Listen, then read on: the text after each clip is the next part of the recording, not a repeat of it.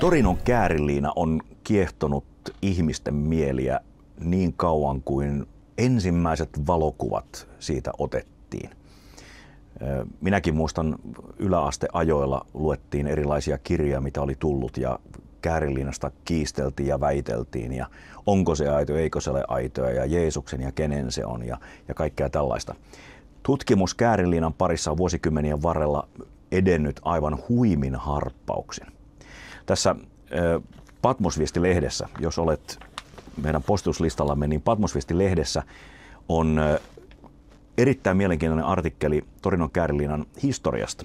Torinon Käärinliinan ihmeellinen aikamatka. Suomessa on yksi mies, joka tuntee Torinon Käärinliinan tutkimuksen paremmin kuin kukaan Suomessa. Hän on historioitsija, antropologi ja dosentti Juha Hiltunen. Tervetuloa, Juha. Kiitoksia. Mukava tavata sinua. Kiitos samoin ja mukava olla täällä taas. Hypätäänkö suoraan asiaan? Mennäänpä näin. Ensimmäinen kysymys, onko Käärinliina aito vai ei? Kyllä se on. Okei. Ja sitten loppuohjelmassa onkin perustelu tälle teesille. Mutta Juha, ihan ensimmäisesti, niin sinä olet kirjoittanut kirjan Valokuva Jeesuksesta. Ensimmäisessä painoksessa oli kysymysmerkki, toisesta painoksesta kysymysmerkki otettiin jo pois. Lisää tutkimustuloksia on tullut. Mutta mikä alun perin sai sinut kiinnostumaan Torinon Käärinliinasta ja kuinka epäileväinen olit sen aitoinen suhteen? No kyllä se tapahtui pikkuhiljaa. Sillehän tehtiin radiohiiliajatus 1988. Mä en ihan tarkkaan muista. Kuitenkin 80-luvun loppupuolella mä sitten varmaan luin siitä. Ja mulla oli muita juttuja siihen aikaan. Ja sitten se tavallaan vähän jäi muhimaan, mutta sitten koko 90-luvun niin mä opiskelin. Mä menin myöhemmällä iällä Helsingin yliopistoon ja luin kulttuuriantropologiaa ja sitten jatkoin Turun yliopistossa kulttuurihistoriaa ja väittelin sitten 90-luvun loppupuolella ja sitten tuli dosentuuri siinä 1999-2000 vaihteessa ja sitten oikeastaan mä kirjoitin ensimmäisen artikkelin 1999 niin Turun Sanomisen Alio-artikkelin Torinon Käärinliinasta. Sitä ennen mä olin jo pikkasen tutustunut. Mulla meni kaikki aika väitöskirjan tekemiseen ja tämmöisiin, niin mulla ei ollut aikaa. Että nyt voi sanoa, että mä oon aktiivisemmin tutkinut sitä noin 25 vuotta. Joo. Mikä sun suhtautumisen alun perin oli siihen? No, mikä sai kiinnostumaan? Mä oon kuulunut Skepsis-yhdistykseen ja olen käynyt luennomassa Helsingissäkin ja monta vuotta sitten, mikä oli enemmän näihin intiaaniin ja tämmöisiä ufo-juttuihin ja näihin mutta olin kiinnostunut jossain vaiheessa historiallisista väärännöksistä ja sitten kun sitä alkoi tulla enemmän oikeaa taas lisätietoa tuossa 90-luvulla joka tapauksessa alkoi tulla näkee, että se radiohiiliajatus ei sittenkään ole ihan oikealla tavalla suoritettu ja tuli erilaisia artikkeleita ja kirjojakin ilmestyi ja sattumoisin saatoin sitten lueskella ja mä rupesin jollain tavalla pikkuhiljaa kiinnostumaan siitä ja tosiaan sitten 2000-luvulla on sitten aktiivisesti tehnyt yhtä sun toista siihen. 2009 ilmestyi se ensimmäinen painos sitä kirjasta. Aivan. Valokuva Jeesusta kysymysmerkillä. Tämä on mielenkiintoinen tämä radiohiiliajatus, koska itsekin muistan tosiaan sieltä nuoruusvuosilta, kun Käärinliinasta keskusteltiin, niin aina keskustelu palautui, että siitähän otettiin tämä radiohiiliajatus, joka osoitti, että se on keskiajalta. Joo. Mikä siinä radiohiiliajatuksessa meni pieleen, koska nyt tiedetään, että se ei ole pätevä todiste. Joo, siinä on mun kirjassa sitä aika pitkä selostus tässä uudemmassa painossa varsinkin. Ja se on todella jännittävä kertomus, kun siinä meni kaikki mahdollinen pieleen ja siitä olisi mielenkiintoista kertoa vaikka tunti ihan erikseen. Mä yritän nyt summata semmoisen asian, että siihen liittyy semmoinen asia, että oli keksitty uusi helpompi ja pätevämpi radiohiiliajatusmenetelmä, mikä ei tuhoa niin paljon kangasta sen vanhan Libbin menetelmän mukaan. Ja se oli 80-luvulla puolivälissä oli tämmöinen AMS-tekniikka, massaspektrometri, johon riittää vain muutaman sentin pala. Niin sitten ruvettiin keskustelemaan, kun tämä oli uusi tekniikka, että nämä laboratoriot ja muut ja instituutit ajatteli sitä, että ne saisi markkinoitua tätä uutta menetelmää, että se hyväksyttäisiin maailmalla, niin haluttiin ottaa mahdollisimman tunnettu objekti, mikä radiohiili ajoitettaisiin. Ja siinä oli paljon vääntöä Vatikaanin ja Torinon kanssa. Pitää korostaa sitä, että vaikka nettitiedoissa ja skeptikoilla ja mulla on tämmöisiä väitteitä, että Vatikaani määrää ja Vatikaani ei anna sitä eikä tätä, niin se ei pidä paikkansa, vaan niin Torinon instituutti ja Torinon kardinaali on sen pääauktoriteetti. Ja näillä on omat instituutit ja ne väitteli osittain keskenään, että Torinon instituutti ja Vatikaanin instituutti erilaista saa prestiisiä tästä asiasta. Ja siellä riiteli kardinaalit ja kaikki näin ja tutkijat siellä, että mitä tämä homma tehdään. Ja alkuperäinen suunnitelma oli se, että sille tehdään radioheljotus ja samaan aikaan tehdään muitakin tutkimuksia. Ja otetaan näytepaloja sieltä reuna-alueelta ainakin 7 eri kohdasta. No sitten kului vuosi pari ja sitten kaikki nämä oli sitten jo suunnitelmissa ja sitten oli hieno uusi tutkimus, että tehdään kunnolla tämä homma. No loppujen lopuksi, kun alkoi lähestyä, niin nämä riitaantuu nämä instituutit ja kaikki entistä enemmän. Ja sitten tekstiiliekspertit, yksi maailman kuuluisimpia, sitten kun se lähestyi se näytteenottopäivä, niin tämmöinen Fleur Lamberg-niminen rouva, tutkija, vanhempi rouva, joka oli maailman huipputekstiiliekspertti ja tunsi näitä, niin varoitti, että kun häntä ei kutsuttu sinne leikkausoperaatioon, niin varoitti, kun nämä meni sitten, nämä, jotka oli valittu siihen menemään se tekemään, niin että älkää sitten ottako niistä reunapaloista, että hän sanoi vielä, ne on voitu paikkailla keskiajalla. Ja siinä oli suora ennustus, mitä siellä oli tehty. Tänne meni ja teki just niin kuin... siitä. Ne ostivat juuri siitä, mistä, ja mikä on aivan kummallinen asia. Eli se mittaus tehtiin keskiaikaisesta paikkapalasta. Joo. Okei. Eli tietyllä tavalla radiohiljaitus osui oikeaan. Kyllä, mutta sitten se kaikki kääntyi vuonna 2005, kun tämmöinen Raymond Rhodes-niminen hyvin arvostettu amerikkalainen kemisti. Ja siihen aikaan keskusteltiin teoriasta siitä paikkapalasta. Ja tämä kemisti innostui kanssa, hän oli skeptikko ja niin hän ei uskonut siihen paikkapalateoriaan ollenkaan. Hän sitten ilmoitti julkisesti, että jos hän saa tämmöisiä pieniä näytteitä, rihmoja ja muuta, niin hän osoittaa puolessa tunnissa tämän koko paikkapalateorian niin kuin huuhaaksi. Ja hänelle annettiin se. Ja kuinka ollakaan, niin tammikuussa 2005 niin hän julkaisee nämä omat tutkimustuloksensa hyvin arvostetussa lämpökemian tiedelehdessä Thermochemica Actassa. Ja se oli niin kova tieto ja semmoisessa vertaisarvoisessa huippulehdessä, joka on todella vaikea saada artikkeleita, että siitä tuli kerralla maailma. Nimittäin hänen tutkimuksensa, hänen mikroskoopissa ja muissa käänsi täyden 365 astetta siitä, että hän sanoi, että se pitää paikkansa. Ja hän löysi siitä, että se paikkapalakoodissa niin on pikkainen anomallinen. Hän käytti tätä nimeä, että siinä on väriainetta, matarapunaa ja mitä ei ole varsinaisessa kankaassa. Ja sitten hän tutki, kun vanilliini on semmoinen pellavan ainesosa. Ja se käyttäytyy vähän samaan tapaan kuin radiohiili, että se asteittain vähenee. Ja vanilliinin määrä vanhoissa pellavissa ja nuoremmissa pellavissa vaihtelee sen mukaan, miten vanhoja ja nuoria ne on. Ja hän otti sitten tästä varsinaista kankaasta ja sitten tätä paikkakohdasta, mitä oli radiohellitettu, niin katsoi niiden vanilliinimäärät. Ja huomasi, että siinä paikkapalassa vanilliini oli 37%. Ja sitten kun se laitetaan kronologiaan, niin se vastaa keskiaikaa. Ja tässä muussa käänninnässä oli vain alle 5% vanilliinia, mikä kertoo hyvin vanhasta, eli noin 2000 vuotta vanhasta kankaasta. Tämä mullisti kerta kaikkiaan ja sitten alkoi tämä uudempi näkökulma asiaan muuttaa. Ja se muutti hänen oman näkemyksen. Kyllä, joo, hän muutti täysin. Tämä osoittaa myöskin sen, että miten tavallaan nykyinen tekniikka on mahdollistanut kääriliinan niin kuin tieteellisen tutkimuksen niin kuin todella mikroskooppisen tarkaksi tutkimusalaksi.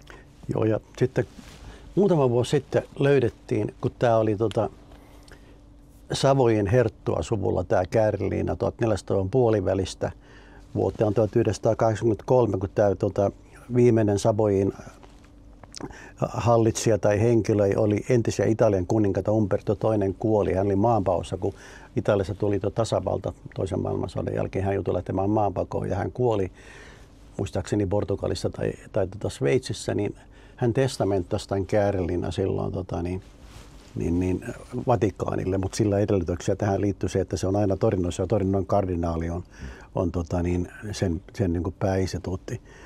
Siinä oli vielä se, että ne ei anna lupaa ottaa näitä näytteitä ja Torino määrittää sen kaikkein parhaiten. Mutta joka tapauksessa tästä tuli vielä semmoista, että 2014 muistaakseni oli semmoinen dokumentti löydetty tämän Savoyen arkistosta, että arkistonhoitaja kirjastosta löytänyt semmoisen dokumentin, missä suoraan sanotaan dokumentissa, että tätä on paikattu siksi, koska se on kulunut ja sitä piti vielä värjätä ja saada se sopivaan. Eli se on justiin se, minkä Raymond Rhodes oli löytänyt. Niin dokumentti vahvistaa tämän, että näin on tehty. Aivan tämmöinen itsenäinen, riippumaton vahvistus sille. Juha, tuossa Patmos-viestissä on artikkelisi, jossa kerrotaan tästä Käärinliinan niin kuin matkasta ja historiasta, koska se tuntuu niin kuin yhtäkkiä pulpahtavan tuonne historiamatkaan. Missä se on oikein seilannut? Jos ennen kuin jatketaan vielä tuosta, mikä todistaa Käärinliinan aitoudesta, mennään siihen lähemmin, mutta miten tiivistäisit, mikä se matka on ollut, kun se on yhtäkkiä se vaan niin kuin pulpahtaa ihmisten tietoisuuteen? No se ennen Savoyen omistusta, niin se oli ollut 1400-luvun puolivälistä ranskalaisen Charny ja Vergy-suvun hallussa. Ja ne oli pienillä alueilla Pohjois-Ranskassa näyttänyt ja tämä niin suvun myöhemmät jälkeläiset oli sitten myynyt tämän Savoyille 1453. Se ei ollut siis mikään tämmöinen julkisesti esillä pidettävä niin kuin reliikki tai objekti tai tämän oli ja ei, koska silloin kun tämä on tullut esille, niin me voidaan niin kuin taaksepäin mennä suoraan oikeastaan vuoteen 1354. Pienessä Lirin kylässä noin puolen päivän matkan, sen aikaisia päivänmatkoja katsottua jalan kuljetaan, niin Troyes kaupungista, joka oli tärkeä kauppakaupunki, ja sitten tulee Pariisi. Niin siihen hiippakuntaan kuului tämmöinen Lirin kylä, ja siellä Lirin kylässä näytettiin sitten justiin noihin aikoihin tätä Käärinliinaa, ja siitä on säilynyt Pariisin museossa 2 pientä semmoista, mä en muista sitten onko se tinaisia tai jotakin pieniä metallisia tämmöisiä mitaleja, jotka ne teki niille pyhiinvaeltajille. Ja niissä mitaleissa on ensimmäinen kuva Käärinliina, missä on selkäpuoli ja etupuoli. Se on täältä nykypäivästä siihen asti voidaan tarkalleen ajoittaa. Mutta sitten oli kadonneita vuosia, että koska sitä ennen oli vaikka kuinka paljon ongelmia, kun tämä Käärinliina ilmeisesti on ryöstetty Konstantinopolin ryöstön yhteydessä 1244 risteilyretken yhteydessä ja tuotu Länsi-Eurooppaan. Ja nyt on sitten erilaisia dokumenttitietoja tullut ja mihin paikkoihin se on mennyt. Tämä oli semmoinen Rotse-suku, joka siirti sen Reisur-Saunen linnaan ja tämä suvun myöhempi tytär meni naimisiin tämmöisen Ranskan kuninkaan luottoritarin kuin Geoffroy de Charnin kanssa, ja nämä yhdessä siellä pienessä kirkossa. Se kirkko vihittiin keväällä 1454 ja koska siinä oli monenlaisia asioita, musta surma oli riehunut Euroopassa vuosina 1336–1453,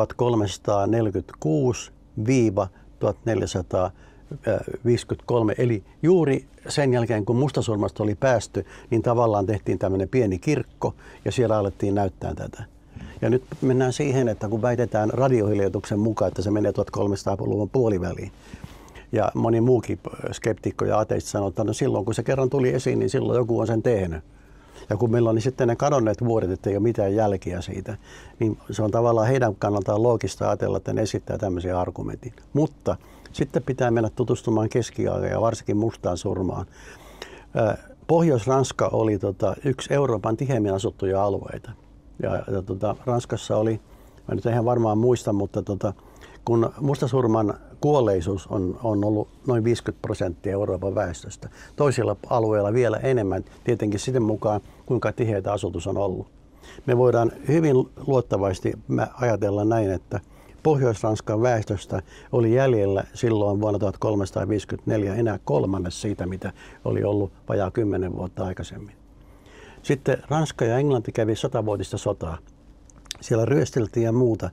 Ja jos joku väärentäjä olisi sen tehnyt, niin sen olisi pitänyt tehdä sen tarkalleen mustansurman vuosina, kaoottisina vuosina. Jos haetaan maailmanhistoriasta jotain kolkkaa tai aikaa tai paikkaa, milloin hienojen taiteellisten töiden tekeminen vuosikausia ja keskittymällä kaikkein mahdottomiten, se on ollut just se aika. Tämä pelkästään jo tekee sen. Että Ja toinen juttu Käärinlinnasta, niin siinä on alaston mies, ruumiskuva Jeesuksesta. Sanotaan nyt Jeesus, kuitenkin se kaikki näyttää siltä. Alaston mies ja peppu paljaana selkäpuolelta ja etupuolelta. Ja vanhoissa ikonikuvissa ja muissa meillä on Jeesuksella aina joku lannevaate tai joku tämmöinen kuin ristillä. Mutta roomalaiset, se oli häpeä rangaistunut, niin ristiinnaulitsi alastomana. Irvokkaissa asennoissa jättivät ristille.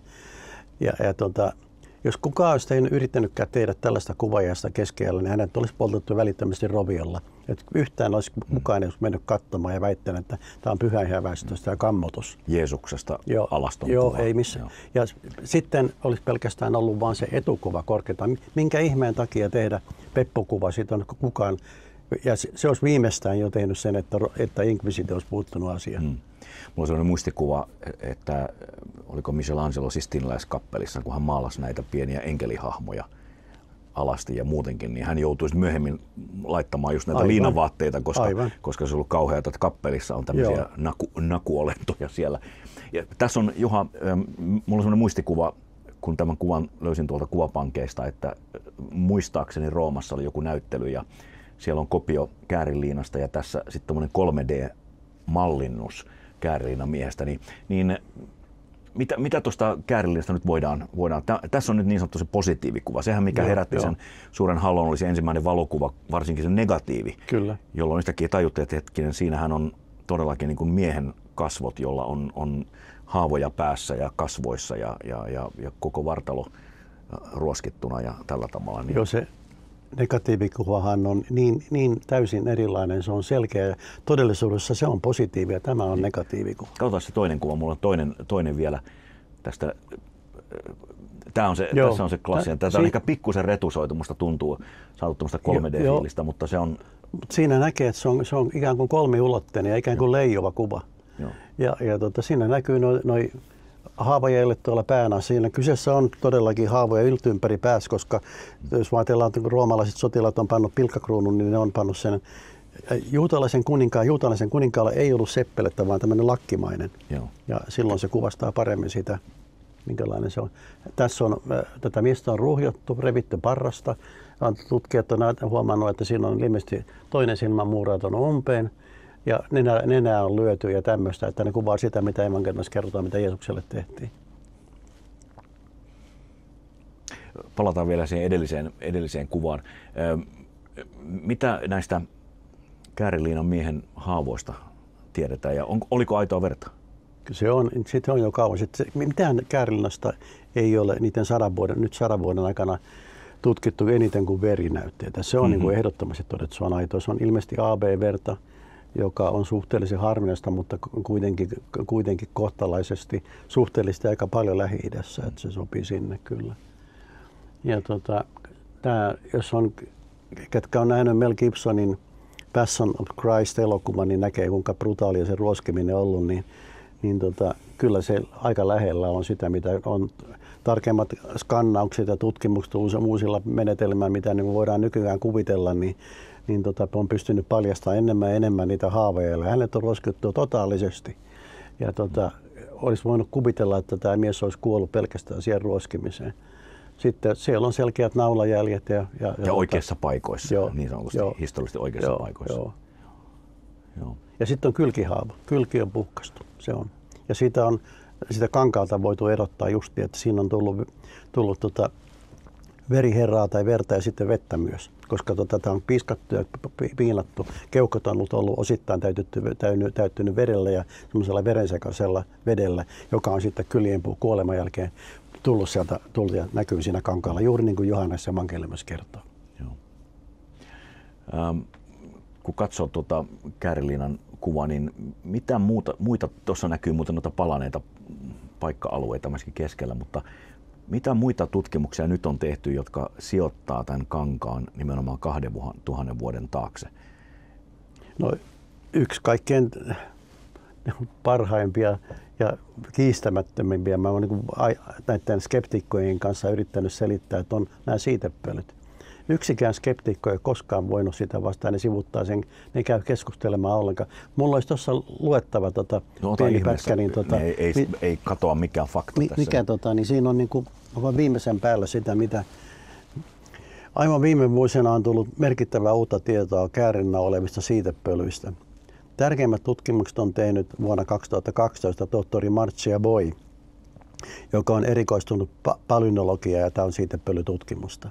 On käynyt ilmi, että Kundleria turnefortixilultus siitepöly, jota on eniten kankaalla, ei olekaan sitä, minkä ajateltiin tulevan kasvista, josta muun muassa orjantappurakruunun otaksutaan tehdyn, vaan lajikkeesta, jonka latinalainen nimi on Heliochrysum. Heliochrysum, eli suomeksi olkikukka, on aurinkonkukkiin kuuluva, alun perin Lähi-idässä, Välimeren alueella ja Aasiassa kasvanut laji, jota käytettiin koristekasvina, lääkekasvina sekä öljynsä vuoksi. Tohtori Boy on tehnyt tutkimusta kasveista, jota käytettiin muinoin Lähi-idän hautausrituaaleissa. Hän havaitsi, että muun muassa Heliochrysum-öljyllä kyllästettiin pellavakangasta säilyvyyden lisäämiseksi ja sen kukkia käytettiin esimerkiksi kukkaseppeleissä, joilla kruunattiin arvokkaina pidettyjä vaineja. Just näin tässä näkyy. Boyn tutkimus myös osoitti, että joukko muitakin siitepölyjä kankaalla tunnistautuu kasveiksi, joita käytettiin hautauksen yhteydessä Vannassa Lähi-idässä. Näitä ovat muun muassa kistaa ja päivännouto, apikae, sarjakukkaiset ja pistaaset. Laudanumhartsia valmistettiin päivänoudosta. Sekoitettuna mirhaan siitä tuli juutalaisten yleisesti käyttämää voiteluöljyä. Aromaattista galbaniumhartsia taas tuotettiin sarjakukkaisiin kuuluvasta perulasta. Se on voimakkaasti tuoksuvaa ja siksi sitä käytettiin myös suitsukkeena. Pistaasista saatiin myös balsamia hartsia, jota poltettiin suitsukkeena hautajassa hajujen elimäämiksi. Kistus ja apikee ovat hyönteispölyttäjiä pistaasia myös, mutta pölyttää myös tuulen mukana. Olkikukka puolestaan on hyönteispölyttäjä. Sillä on muutenkin ollut iso kulttuurihistoriallinen merkitys antiikin aikana Välimeren alueella ja Lähi-idässä. Sen kultaista väriä on pidetty jumalallisena ja siksi siitä tehdyllä kukkasomisteilla koristeltiin jumalien patsaita. Olkikukka pysyy kauan hehkeänä, joten se oli myös ikuisen elämän symboli. Mielenkiintoista. Miten nämä siitepölyt sijoittaa liinan juuri sinne 2000 vuoden taakse ja sen aikaisen niin kuin Israelin alueelle, vai onko ne tarttunut siinä matkalla mukaan, kun liina on kuljeskellut? Siitepölythän on pikkiriikkisen erittäin kovia ja hyvin säilyviä, ja ne voidaan spesifisti mikrobilla erotella, mitä kasveja ja mitä lajia ne kuuluu. Ne on erittäin hyvä paikkaindikaattori, mitä käytetään arkeologiassa. Se on hyvin ymmärrettävää, että kun kasvit on tietyillä alueilla, mikä ei siinä ole milloinkin ollut. Tämä on hyvä esimerkki siitä. Ja on todella monia siitepölyjä löydetty, mä nyt en muista niitä määriä, mutta siis kymmenittäin. Ja on ihan selvää, kun sitä on kuljetettu 2000 vuoden aika eri paikalla, niin ne pinnalla olevat siitepölyt on pikkuhiljaa häipynyt, mutta kun se on kuitujen sisään on jäänyt, ja monet on semmoiset, ne on vielä väkäisiä, ja ne on takertunut sinne, ja niitä pystytään nykyisillä tekniikoilla imuroimaan, ja niitä on imuroitu sieltä. Ja kun sekin on lajiteltu, niin on katsottu, että 40-50% niistä siitepölyistä on semmoisia, mitä kasvaa vain Palestiinasta ja jopa Jerusalemin ympäristössä. Eli se kertoo hyvin selvästi, että se on ollut kauan siellä aikanaan. Ja eurooppalaisia siitepölyjä on paljon vähemmän. Ne on vaan sitten tullut mukana, kun on näytetty Euroopassa. Joo. Ja tämä on nykyään arkeologiaa, niin kuin sanoit, että siis tutkitaan näitä. Muistan joskus telkkarissa oli joku dokumentti, jossa jotain toista aihetta käsiteltiin ja puhuttiin tämmöistä, muista kutsuttiinko sitä bioarkeologiaksi tai joku tällaista. Ne myöskin sitten niin kuin ristiin vahvistavat niin kuin muita löydöksiä. Joo, ja kärillä on ajoitettu nyt viimeisen 20 vuoden aikana, niin se oli tämä Raymond Troutsen tutkimus mukaan lukien, siis vanillinitesti on yksi niistä. Ja viimeisin on isoimmat tutkimukset tehtiin 2014, niitä oli useampia. Ja sitten on vielä pari vuotta sitten, että kaikkiaan 8 menetelmää, jotka kaikki on spesifisti sellaisesti sovellettu, että niillä ajoitetaan vanhoja kankaita ja pellavakankaita. Ja kaikkien keskiarvo, missä ne sopii siihen, että se on noin 2000 vuotta. Tämä on siis kiistämätöntä. Kangas on siis juuri oikealta aikakaudelta. Siinä oleva, siihen piirtynyt tai miten tahansa syntynyt niin kuin kuva vastaa sitä, mitä me tiedämme Jeesus Nasaretilaisen kärsimyksistä. Kyllä. Veri on aitoa, kärsimyksen jäljet ovat aidot. Tämä ei ole keskiaikainen maalaus tai jonkinlainen tällainen. Niin, olet jossakin sanonut näin, että jos olisi kysymys jostakin mistä tahansa muusta artefaktista, jonka aitoutta olisi tutkittu niin perusteellisesti kuin Torinon kääriliina, niin aikoja sitten sen aitous olisi jo hyväksytty. Miksi vielä on semmoisia viimeisiä mohikaaneja jossakin, jotka eivät suostu hyväksymään, että liina olisi oikeasti niin kuin aito? Esimerkkinä, jos olisi sattumalta vaikka Ramses II tai Aleksanteri Suuri tai jotain sattumalta voisi assosioitua tämmöiseen kääriliinaan, niin juuri esimerkiksi tämmöisten esimerkkien kautta niin se olisi aika päiviä murto-osalla jo todettu, että näin on. No kyllä se on niin kuin nähtävissä, että mitään semmoisia väärännösteoreista ei ole moneen vuoteen tullut enää mitään semmoista niin kuin uusia väärännösteorioita siis, ei kyllä ole niitä tullut. tulee, mutta ne on niin kevyesti tehtyjä juttuja, että ne yrittää ampua tykillä semmoiseen pieneen koloon siitä ja tykittää ja unohtaa kaiken muun. Ne kerta kaikkiaan nonselleraa kaiken muun evidenssin ja rupeaa ampumaan yhtä kohtaa. Ja se kestää muutaman kuukauden jossakin mediassa. Kumma kyllä, että media reagoi niihin juttuihin aina heti, kun se tulee tämmöinen uutinen. Mutta ei ole reagoinut näihin 8 ajatusmenetelmään. Kyllä niistäkin on ollut uutisia, mutta ei ole mitään isompaa haloota tullut. Aivan. Miten se kuva mielestäsi on tuohon syntynyt? Eikä, jos tämä on Jeesuksen hautaliina, niin sen täytyy kertoa jotain tietysti siitä, että Jeesuksen ruumis ei ollut liinan sisällä enää. Joo, siis se on todistettu jo kauan monien tutkimusten kautta, että ruumis on kadonnut alle 3 vuorokauden kuluessa kääriliinoista, että ruumis ei ole ehtinyt vielä mädäntyä. Se on siis mysteeri, miten se on tapahtunut, miten kuvojen on syntynyt. Meillä on viime vuosina tullut jo ihan atomitasolla olevaa, että me voidaan lähentyä sitä ikään kuin kvanttifysiikan ja muuten perspektiivistä tätä ylösnousemusteoriaa. Meillä on vakavasti otettava tiedemiehiä, joka konferenssissa ja muualla puhuu nyt jo tästä ainoasta vaihtoehdosta. Mulla on vähän tekstiä siitä kanssa, että pitäisikö sitä... No, otetaan ilman muuta. Niin nyt täytyy heti sanoa se, että tämä on semmoinen teksti, joka on siis... käsittää semmoista terminologiaa, jota mä en ymmärrä kyllä, mutta näin mä on suoraan sen, mitä on yhden asiantuntijan kanssa. Mä koitan nyt lukea sen näin, että huolimatta siitä, että Torinon käärina on tutkittu tieteellisesti jo 125 vuoden ajan, on sen vainajakuvan syntymekanismi pysynyt yhä suurelta osin mysteerinä. Tähän liittyvät myös sen lukuisat anomaliset piirteet, joita ei ole tavattu missään muissa vastaavissa yhteyksissä.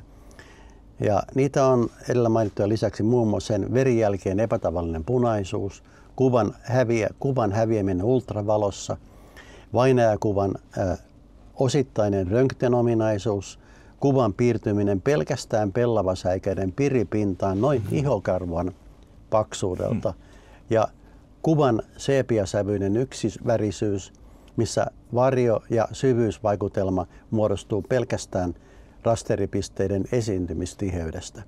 Viime vuosina on yhä enemmän noussut esiin syntyteoria, joka eri muodoissaan liittyy kvanttifyysiseen normitieteen ylempään ulottuvuuteen. Sen keskiössä on kuvan muodostuminen säteilytyksessä, joka on tapahtunut käsittämättömän lyhyessä ajassa käsittämättömän suuren voiman purkauksena. Uusimpien käsitysten mukaan kuvan olisi aikaansaanut ruumiista käsin tapahtunut protoni- ja neutronisäteily. Protonivaikutus on tasaista ja kykenisi synnyttämään yhtenäisen kuvan ajonkuitujen pintaan. Tämä tapahtuisi siten, että säteily pilkkoo selloosan molekyylirakennetta, jolloin osa niiden niin sanottu kovalenttisella sidoksella vetyyn ja happeen yhdistyneistä hiiliatomeista muodostuu kaksoissidoksia, mistä syntyy yhdentyneitä karbonyyliryhmiä. Tätä mä en ymmärrä, mutta näin se vaan menee.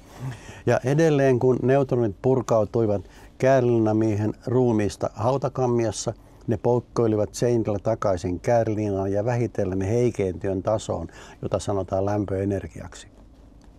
Tässä tilassa atomiytimet reagoivat parhaiten neutronin läpäisyihin säteilytetyssä materiaalissa, kuten hautaliinoissa ja verijäljissä. Osa atomiytimistä kaappaa yksittäisiä neutroneja, ja kun tällainen yhdentyminen tapahtuu esimerkiksi kloori- tai kalsiumatomeissa, joita on muun muassa pellavassa ja verijäljissä, ne synnyttävät juuri sellaisia tuloksia, mitä voimme nähdä Torinon kääriliinalla. Kääriliinan erinomainen kunto selittyy pitkälti myös säteilyn vaikutuksesta. Säteily on rikkonut ja muuntanut pellavan molekyylirakenteita tietyssä määrin ja tehnyt siitä kestävämpää. Liinalle on myös kertynyt lisähiiltä, mistä syystä myöskään C14 eli radiohiiliotustesti ei tuottaisi todenperäistä tulosta. Säteily on myös vaikuttanut siihen, että liinalle muodostunut ruumiskuva ei ollut välittömästi näkyvillä, vaan kehittyi aivan ajan mittaan liinalla olevien orgaanisten aineisten kerran ja vaikutuksesta. Säteilypurkaus on nähtävästi aikaansaanut myös sen, että tietyissä kohdin ruumiin luusto on tullut näkyviin, ikään kuin röntgenkuvassa. Tätä on kummasteltu jo kauan, mutta vasta nykyisin tutkimusmenetelmillä on kyetty sanomaan, mistä ilmiö voisi johtua. Röntgenkuva näkyy selkeimmin sormissa ja kasvojen yläosassa, missä esimerkiksi yläleunan hampaita on tullut näkyviin.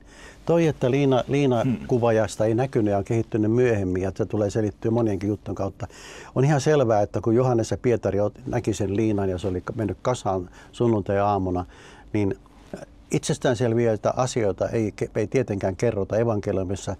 He oli nähnyt sen, että kuinka Jeesus oli ruoskittu ja oli yltäpäältä veressä. Se on selvä asia, että se kangasliina, mikä siellä on katsottiin, on ollut verinen hahmokuva pelkästään, eikä mitään muuta on näkynyt kuin pelkkää verta tai verijälkeä. Ei sitä tarvitse erikseen sanoa, kun se on itsestäänselvä asia. Sitten kun aika kuluu, niin se veri kuivuu ja alkaa rapista. Ja sitten kaikki nämä aineet, mistä puhuttiin, niin mitä sillä linnalla on ollut, on kehittänyt sitä säteilykuvaa. Ja sitten kun on tullut pikkuhiljaa, se on kehittynyt myöhemmin. Ilmeisesti se on ollut kaikkein selkeimmin näkyvillä Konstantinopolissa. Ja sitten on pikkuhiljaa alkanut häipyä. Nimittäin viimeisen 100 vuoden aikana, sitten kun se valokuva otettiin 1800-luvun lopulla ja tähän päivään asti, niin tutkijat on jo havannut niistä vanhasta, että se on aavistuksen verran heikkenemään päin se kuva. Siksi sitä säilytetään arkon kaasulla olevassa arkussa, että se säilyisi paremmin myöhemmin aikaa. Ja siitä ei varmaan saa ottaa valokuvia. Niin siis tutkittaessa sitten, jos avataan ja toivottavasti sillä jotain tutkimuksia tehdään, mutta aina kun sitä näytetään julkisesti, niin se on semmoisen lasikaapin alla. Just. Se nostetaan vaan se arkku niin kuin näin tämmöisen vaaka-asentoon. Tavattoman mielenkiintoista. Dosentti Juha Hiltunen, ilo jutella näistä asioista, koska aina tuntuu, että tieto myöskin päivittyy koko aika. Siis tutkimus ei ole tässäkään vielä niin kuin loppunut, että sitä jatkuvasti tehdään. Niin mitä tällä hetkellä kääriliinasta tutkitaan? Onko joku sellainen erityinen alue, jota parhaillaan selvitellään? Esimerkiksi noin, mitä mä viimeksi luin, niin on tämä, miten sitä syntymekanismia pähkäillään todellakin. Ja täytyy sanoa, että se on edelleenkin arvoitus. Ja menetelmät kehittyy kaikella tavalla. Ja ajoitusmenetelmät on osoittautunut, että ne on huipputekniikko. Kuka tahansa, joka seuraa nykyään rikoslaboratorioita ja Crime Investigation, rikospaikkatutkimus, niin kaikki, mitä ikinä kuvitella saattaa. Tähän on satsattu alle 7-80 eri tieteen alueen monitieteellistä yhteistyötä. Ja nämä tulokset, niin kuin, se kiinnostus on siinä, että se on siis varmaa, että se on 2000 vuotta vanha. Se on niin monet asiat puhuu sen puolesta. Mutta loputtomin väitellään siitä, että onko se Jeesuksen kääriliina. Vaihtoehtoja ei ole. Niin, jos se ei olisi Jeesuksen kääriliina, niin sen pitäisi olla jonkun, joka olisi ihan niin kuin Jeesus. Joo, no mä oon kuullut skeptikoilta ja muuta, että ne mieluummin uskoisi, että se on joku ufomies.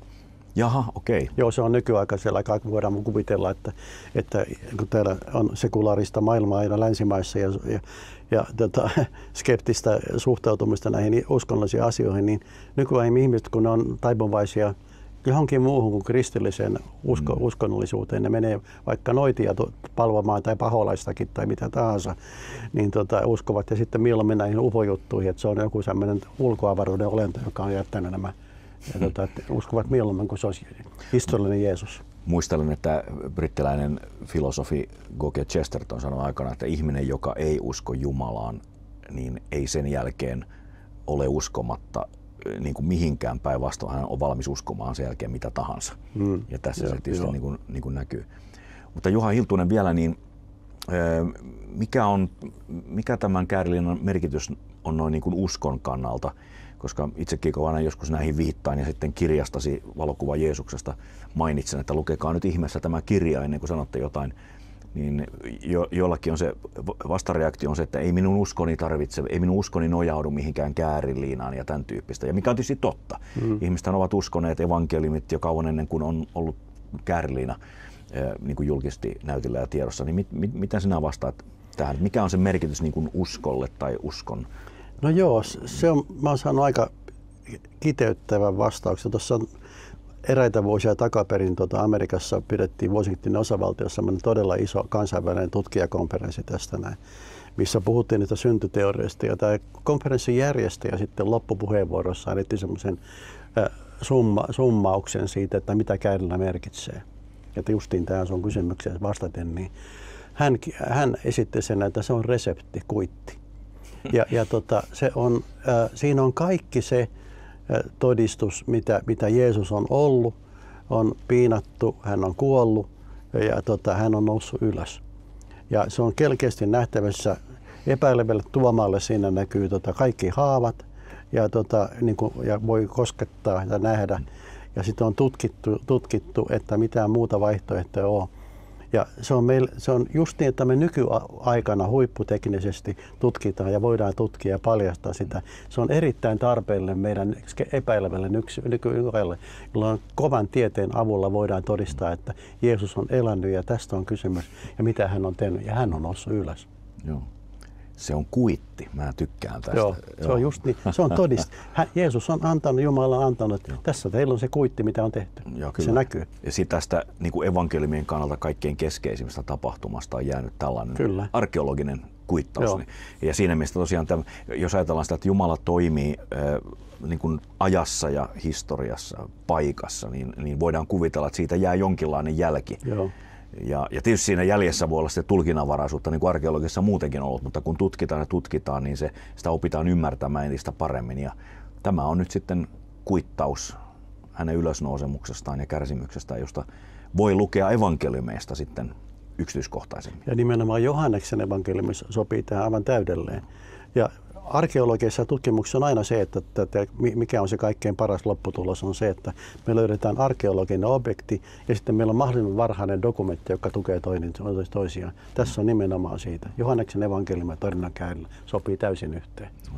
Juha Hiltunen, mitä vielä on sellaista, mitä emme ole kosketelleet Torinon Kääriliinasta, joka olisi nyt hyvä saada tässä vielä esillä? No enpä nyt osaa sanoa, mutta se on aivan uskomatonta, miten paljon uudemmat tutkimukset pystyy vaan pureutumaan sitten sen enemmän ja mitä salaisuuksia tulee vielä paljastamaankaan, vaikka en tiedä.